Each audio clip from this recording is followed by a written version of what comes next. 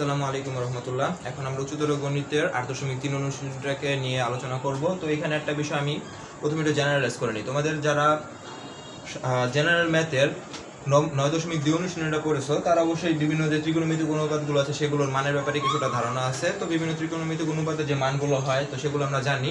তো জেনারেল ম্যাথের 9.2 অনুশীলনটাকে কমপ্লিট করার সময় তোমরা যখন বলা হয় যে থিটার মানটা নির্ণয় করো, এরকম টাইপের ম্যাথগুলোতে এই লাইনটা তো কমন দেখছো যে কোনো একটা ত্রিকোণমিতিক অনুপাত। তো আমি এখানে ধরলাম সাইন থিটা, বলছে সাইন থিটা সমান 1/2, দেন আমরা বলি half is equal to sine 30 degree. আমাদের ওই যে জেনারেল ম্যাথে যে ছকটা আছে সেই ছক থেকে মুখস্থ বিদ্যা। তারপর আমরা বলি দোনো পাশ থেকে সাইন সাইন খাওয়া, সুতরাং theta is equal two 30 degree. But এই ক্ষেত্রে একটা কি বিষয় খেয়াল করছো যে তোমাদের সেখানে অলওয়েজ লেখা থাকে যে থিটা যেটা থাকে আমাদের থিটা সেটা সূক্ষ্ম কোণে দেওয়া থাকে। এই থিটার মানটা বলা হয় যে থিটা সূক্ষ্ম কোণ। তো এই কথাটার আসলে মহত্বটা কি? তো আমরা জানি সূক্ষ্মকোণ মানে সেই কোণ যে কোণের মান 90 ডিগ্রি থেকে ছোট। বাট আমরা যখন উচ্চতর গণিতে কাজ করি তখন আমাদের শুধুমাত্র 90 ডিগ্রি থেকে ছোট কোণ নিয়ে কিন্তু আমরা কাজ করি না, আমাদের 90 ডিগ্রি থেকে বড় বড় কোণ নিয়েও কাজ করতে হয়। যেমন তুমি উচ্চতর গণিতের এমসিকিউতে প্রায় দেখবা বলবে তোমাকে সাইন 720 ডিগ্রির মানটা বাইর করো। দেন তো খুব মজা, আমরা তো 720 ডিগ্রিতে মান তো মুখস্থ করি নাই। এরকম 1000টা কোণ আছে, 1000টা কোণ দিয়ে সূত্র আমরা মুখস্থ 1000টা কোণের মান মুখস্থ রাখবো? Is it possible? কখনোই না। তো এই ক্ষেত্রে কিছু জেনারেলাইজ রুল আছে, সেই রুলসগুলো আমাদের একটু ফলো করতে হবে। তো প্রথমে আমি বলবো এই যে দুইটা জিনিস, এই দুইটা জিনিস যে যত তাড়াতাড়ি মুখস্থ করে নিতে পারবা তার কপালে মঙ্গল তত বেশি, আর যে না মুখস্থ করতে পারবা সে হতভাগা। এই বক্সটা আর জাস্ট এই ইনফরমেশনটা খুবই সহজ মনে হইতেছে, বাট যদি প্র্যাকটিস না করো জিন্দিগিতে পারতা না। তো এই দুটো বক্স জিনিস আমরা অবশ্যই মুখস্থ করে রাখবো যাতে আমাদের লাখটা ফেভার করে। দেন আমরা দেখি, তো আমরা এইখান থেকে জেনারেল ম্যাথ অনুযায়ী আমরা বলতাম theta is equal two 30 degree. কেন? কারণ আমাদের মানটা হাফ দেওয়া আছে। এখন আমাদের কথা হচ্ছে যে হাফ দেওয়া থাকলেই সেখানে আমাদের sine 30 degree, half theta is equal to, তাহলে এখানে সাইন মানে 30 ডিগ্রি আসতেছে। কেন? কারণ আমাদের জানি সাইন 30 ডিগ্রি মান হইতেছে হাফ। কিন্তু একটা বিষয় একটু খেয়াল করো তো, ক্যালকুলেটর আছে না হাতে, নাও ক্যালকুলেটরটা, সেখানে এটা দেখো সাইন 150 ডিগ্রি, দেখো তো কত আসে। তারপরে আবার এটা লেখো সাইন 390 ডিগ্রি, দেখো তো কত আসে। অবাক হবা, প্রত্যেক ক্ষেত্রে দেখবে ক্যালকুলেটরের মান আসতেছে 0.5, দ্যাট মিন্স 1/2। তাহলে কি আমি বলতে পারি সাইন 30 ডিগ্রির মান হাফ, সাইন 150 ডিগ্রির মান হাফ, সাইন 390 ডিগ্রির মান হাফ? এরকম অন্ততপক্ষে আরো কয়েক শত কোণ তোমাকে দেখানো পসিবল যেগুলো প্রত্যেকটা সাইন অনুপাত হইতেছে হাফ প্রত্যেকটার। তাহলে আমরা কেন হাফ আসে শুধুমাত্র সাইন 30 ডিগ্রি ধরি? কেন ধরি? তো সেটারও কারণ আছে কেন ধরি। কারণ সেক্ষেত্রে আমাদেরকে বলে দেওয়া হয়ে থাকে যে থিটাটা এখানে সূক্ষ্ম কোণ, সুতরাং 30 ডিগ্রি 90 ডিগ্রি থেকে বড় কোনো মান আমাদের জন্য গ্রহণযোগ্য নয়। আর 90 ডিগ্রির মধ্যে থাকা কোণগুলোর মধ্যে শুধুমাত্র 30 ডিগ্রি এমন একটা কোণ যেই 30 ডিগ্রি ঘরে সাইনের অনুপাত হয় হাফ, সেই কারণে আমরা এটা ধরি। বাট জেনারেল ম্যাথে টপিকটা দেখো, যে কোনো কোণের ত্রিকোণমিতিক অনুপাত আমাদেরকে বের করতে বলবে, সেখানে আমাদের 90 ডিগ্রির মধ্যে কোণ সীমাবদ্ধ না। তারপর তোমাদের 9.2 অনুশীলনীর যে বোর্ড বইটা দেওয়া আছে, বোর্ড বই 9.2 অনুশীলনী, সেখানে খেয়াল করবা যে বিভিন্ন কোণের ত্রিকোণমিতিক মানগুলো দেওয়া আছে।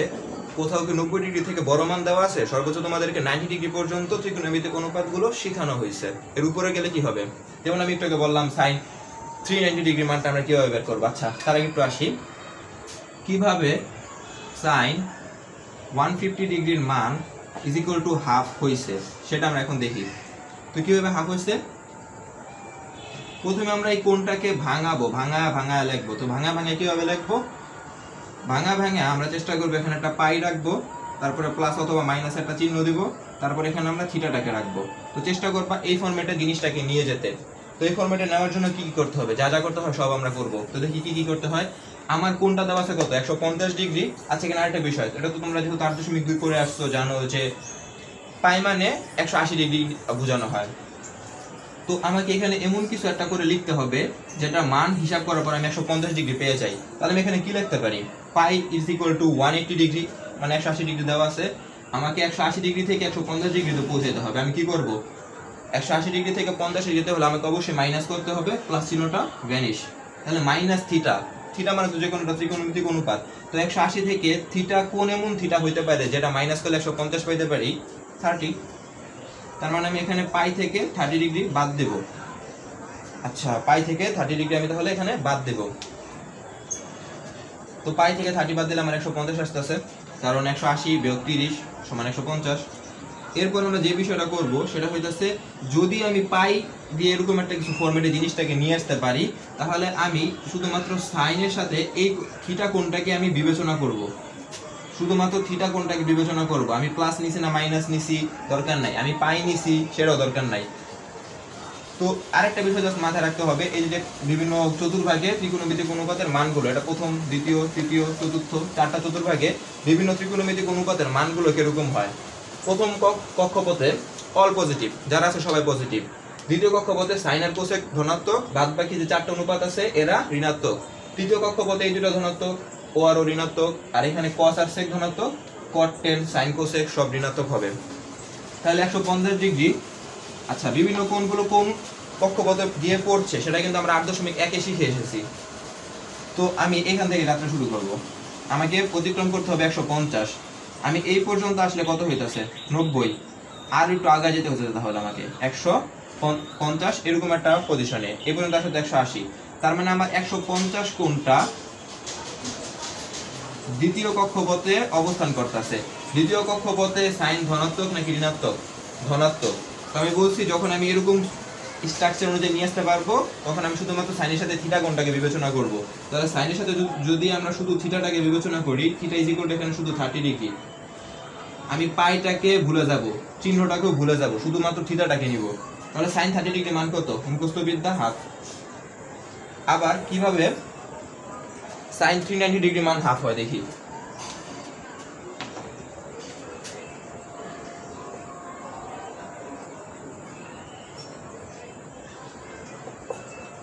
বুঝলে, প্রথমে পাই লিখবো, তারপরে প্লাস অথবা মাইনাস দিয়ে এখানে থিটা বলে কোন একটা কোণ লিখবো, তারপর সাইনের সাথে শুধুমাত্র থিটাটাকে বিবেচনা করব। তো 390 কে আমি কি শুধু পাই দিয়ে প্রকাশ করতে পারি? পাই মানে তো 180, বাট এখানে তো 360 আছে, অনেক বেশি ডিফারেন্স। তাহলে এখানে আমার 2 পাই ধরতে হইতাছে। 2 পাই মানে 180 গুণ 2, তার মানে আমার কত আসতেছে 360। তো 360 এর সাথে আমি যদি আর মাত্র 30 প্লাস করে দিই, তাহলে আমি 390 পৌঁছে যাব। তাহলে আমি বলতে পারি 390 ডিগ্রি সমান 2 পাই প্লাস 30 ডিগ্রি। তাহলে 2 পাইটাকে আর প্লাসটাকে আমি ভুলে যাই, তাহলে আমি বলতে পারি সাইন 30 ডিগ্রি। সাইন 30 ডিগ্রি মান আবার মুখস্থ বিদ্যা হাফ। তাহলে এইভাবে আমার এটার মান এরকম আসলো। তো এখন আমি একটা কোণের কথা বলছিলাম, সাইন 720 ডিগ্রি। এটাকে কিভাবে প্রকাশ করতে পারি, এটার মান কিভাবে বের করব? তো এটার মান বের করাটাও ইজি বিষয়। তো এখানে একটা বিষয়, আমাদের চিহ্নটা পরিবর্তন হয়েছে কি হয় নাই সেটা একটু দেখতে হইতাছে। দেখো 390 ডিগ্রি এটা কোন কক্ষপথে অবস্থান করবে? পুরোটা একবার ঘুরে আসলে 360 থেকে আরেকটু আগে যেতে হইতাছে। তার মানে এখানে থিটাটা প্রথম কক্ষপথে অবস্থিত, প্রথম কক্ষপথে সবাই পজিটিভ, সুতরাং মানটা হাফই আসতেছে। এখন সাইন 72 ডিগ্রি, এটাকে আমরা কিভাবে লিখতে পারি? পাই প্লাস অথবা মাইনাস দিয়ে কোন একটা থিটা লিখতে হবে। এখন 720 কোথায় আর কোথায় পাই, অনেক বড় একটা ডিফারেন্স। তাহলে বুঝাই যাচ্ছে আমাদের এখানে কিছু একটা ভ্যালু বসাইতে হবে। তো হিসাব করে তোমরা এখানে একটা কাজ করবা, সেটা হইতেছে আমাদের যে কোণটা দেওয়া আছে না 720, সেটাকে সিম্পলি ক্যালকুলেটরে বসাবা, তারপরে এটাকে ভাগ করবে 180 দিয়ে। দেন যে কোনো একটা পূর্ণ সংখ্যা পাবা, দশমিকের পরে কোনো একটা ভ্যালু পাইতে পারো। তো পূর্ণ সংখ্যা যেটা পাইবা সেটাকে জাস্ট এখানে বসাই দিবা। তো এই ক্ষেত্রে পূর্ণ সংখ্যাটা 4 আসতেছে, আর দশমিকের পরে কোনো ভ্যালু আসতেছে না, তো আমি এখানে 4 বসালাম সেই কারণে। তো 4 এর সাথে 180 কে গুণ করলে অ্যাকচুয়ালি আমি 720 পেয়ে যাই। দেখো এখানে আমার থিটা যে কোণটা থাকবে সেটা হবে 0। তো এখানে প্লাস বসাবো না মাইনাস? আচ্ছা, একটা বিষয়, 720 থেকে আমি মাইনাস করি 0 বা প্লাস করি, আমার তো 720ই আসবে। তো এখানে মাইনাস প্লাস কোনো ফ্যাক্টর না, চাইলে প্লাস বসাবা, চাইলে মাইনাস বসাবা। শুধুমাত্র তখনই প্লাস মাইনাস ভ্যালুয়েবল হবে না যখন পরের ভ্যালুটা 0 থাকবে। তাহলে এই ক্ষেত্রে আমি কি বলছিলাম, পরের কাজটা সাইনের সাথে শুধুমাত্র থিটাটাকে বিবেচনা করব, বাদ বাকি সবকিছুর কথা ভুলে যেতে হবে। তাহলে আমাদের সাইন 0 ডিগ্রি, সাইন 0 ডিগ্রির মান 0। তো এই ক্ষেত্রে অ্যান্সারটা হইতাছে এইটাই। তো এখন আমরা আমাদের বোর্ড বইয়ে থাকা কিছু ফাও সূত্র দেখে নেই, যেগুলো জীবনে কাজে লাগবে না। তো এগুলো হইতেছে আমাদের সাইন মাইনাস থিটা থাকলে আমরা কি করব, শুধুমাত্র এখানে যে জিনিসগুলো আমি লিখছি এর মধ্যে থেকে শুধুমাত্র এই বক্সটা আমাদের কাজে লাগবে, বাদ বাকিগুলো কাজে লাগবে না। তো সাইন মাইনাস থিটার মানটা কি, তারপরে sin π/2 প্লাস থিটা অথবা minus theta that is equal two কত আসবে, তারপরে sin পাই প্লাস মাইনাস থিটা, তারপরে সাইন 3/2 প্লাস মাইনাস থিটা। এগুলোর পরিবর্তে আমরা সাইন থিটা দিয়ে মানে সাইনের কি মানের পরিবর্তন হবে কি হবে না এই টাইপের জিনিসগুলো আমাদের প্রয়োজন পড়ে, বাট আসলে প্রয়োজন পড়ে কি? তো এই টাইপের যে সূত্রগুলো আছে কষ্ট করে মুখস্থ করার দরকার হবে না, কারণ কাজে আসবে না কখনো।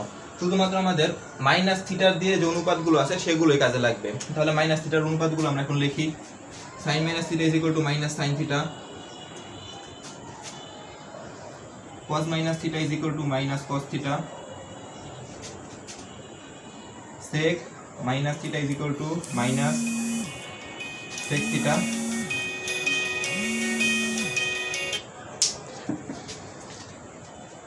তারপর সরি এখানে মাইনাসটা হবে না, শুধুমাত্র প্লাস। তারপরে cot minus theta is equal to minus cot theta, then tan minus theta is equal to minus tan theta। তো আরেকটা কি বাকি cosec, তো cosec minus theta is equal to minus cosec theta। তো সূত্রগুলো মাহাত্মটা আমরা মনে হয় বুঝতে পারি না। এই বিষয়টা এরকম, ধরো তোমার কাছে বলছে যে sin মাইনাস 30 ডিগ্রি মান কত সেটা নির্ণয় করতে হবে, তাহলে তুমি কি করবা? মাইনাসটাকে ধরে সামনে নিয়ে আসবা আর সাইনের সাথে শুধুমাত্র 30 ডিগ্রি কাউন্ট করবা। sin 30 ডিগ্রি মান হইতেছে হাফ, তাহলে এটার ভ্যালু আসবে মাইনাস হাফ। এটা সেম প্রসেস বাদ-বাকি অনুপাতগুলোর ক্ষেত্রেও একই কথা প্রযোজ্য হবে। আচ্ছা এখানে একটা ফল্ট হয়েছে, সেটা হচ্ছে এখানে মাইনাস cos থিটা হবে না, এটা হবে প্লাস cos থিটা। তো এখানে একটা বিষয় আমরা খেয়াল করতে পারতেছি যে শুধুমাত্র আমাদের cos থিটা আর sec থিটার ক্ষেত্রে তারা একটু ভিআইপি টাইপের, তাদের ক্ষেত্রে মাইনাসটা আসতেছে না, বাদ-বাকি প্রত্যেকটাকে এই মাইনাস থিটাটা ধরে বেঁধে ঋণাত্মক মান নিয়ে আসতেছে। তো এটার কারণটা কি আসলে? কারণটা একটু খেয়াল করে আমরা বুঝতে পারি। মাইনাস থিটা মানেটা কি আসলে? আমাদের মাইনাস থিটা মানে কি এটা না যে আমি প্রথমে এখানে আসি, মাইনাস মানে আমি একটু এইদিকে ঘুরে যাব, তার মানে আমি চতুর্থ কক্ষপথে অবস্থান করতেছি। চতুর্থ কক্ষপথে এই দুই জমিদার মানুষ ধনাত্মক, তো আমি cos আর sec কে সেই কারণে এখানে ঋণাত্মক করতে পারি না, এই দুটো ধনাত্মক থাকে। আর এই জিনিসটা একটু মাথায় রাখবা, কারণ ঢাকা বোর্ড 2019 সালে এই প্রবলেমটা থেকে একটা ম্যাথ দিয়ে দিছে। তো ম্যাথটা খুবই সাধারণ ছিল, বাট প্রথম দুইটা লাইনে সবাই ভুল করে ফেলছে।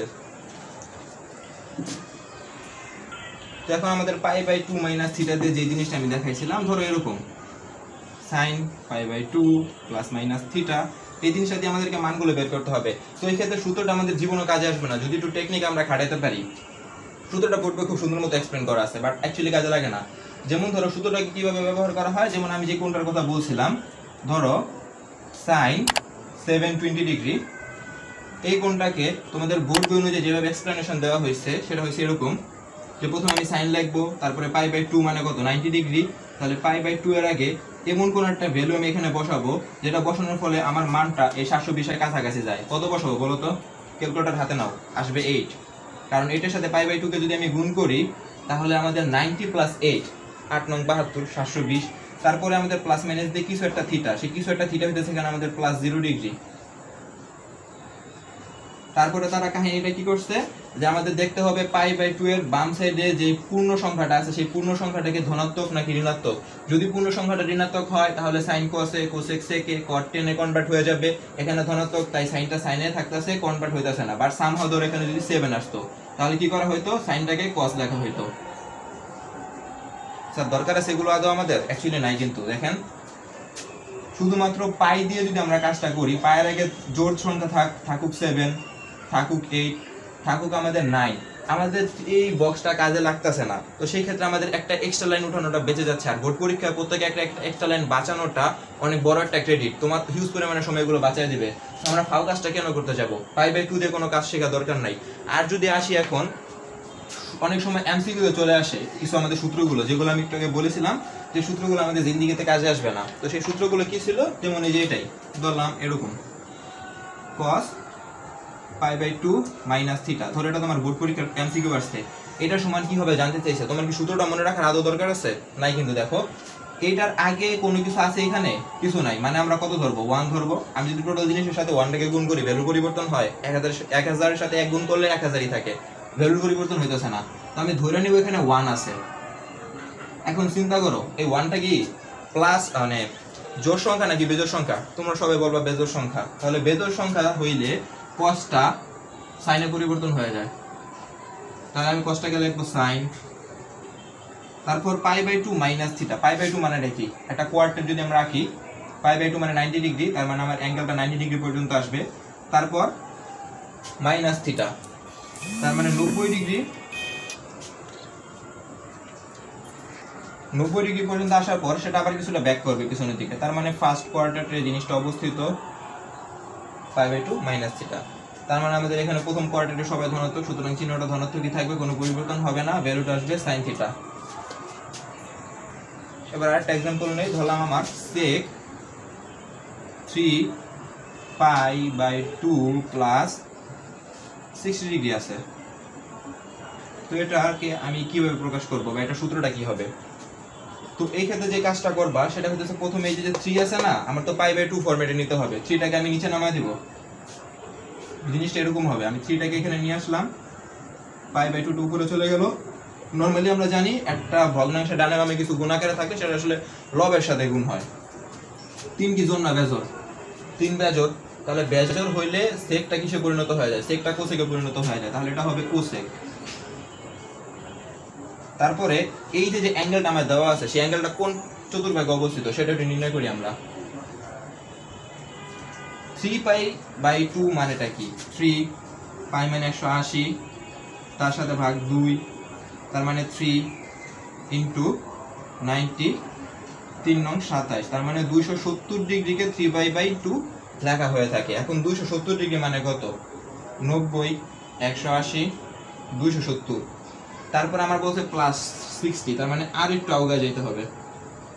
তাহলে এটা হচ্ছে আমার অ্যাঙ্গেলটা। এখন আমার তাহলে কোনটা কোন চতুর্ভাগে আছে? চতুর্থ চতুর্ভাগে আছে। চতুর্থ চতুর্ভাগে আমার এই যে সেক দেওয়া ছিল সেক থিটা, সেই সেক থিটা কি ধনাত্মক নাকি ঋণাত্মক? সেক থিটা ধনাত্মক, তাহলে এখানে আগে মাইনাস চিহ্নটা আসবে না। যদি সেক থিটা এই চতুর্ভাগে ঋণাত্মক হইতো তাহলে মাইনাস চিহ্নটা আসতো। তারপর আমি কি করি, এই পুরো অংশটাকে আমি ধুয়ে মুছে ফেলি, শুধুমাত্র আমার থিটার সাথে কাজ। সেক 60 ডিগ্রি, এখন সেক 60 ডিগ্রি মান কত, সরি কোসেক 60 ডিগ্রি মান কত সেটা জাস্ট ক্যালকুলেটর টাইপ করো, বসাও, কাজ শেষ। তাহলে আমরা বিভিন্নভাবে এটা প্রমাণ করতে সক্ষম হয়েছি যে আমাদের এই বই আসলে যে এত সূত্র দেওয়া আছে সেগুলো কোনো কাজে কখনো আসবে না, মুখস্থ করার দরকার নাই।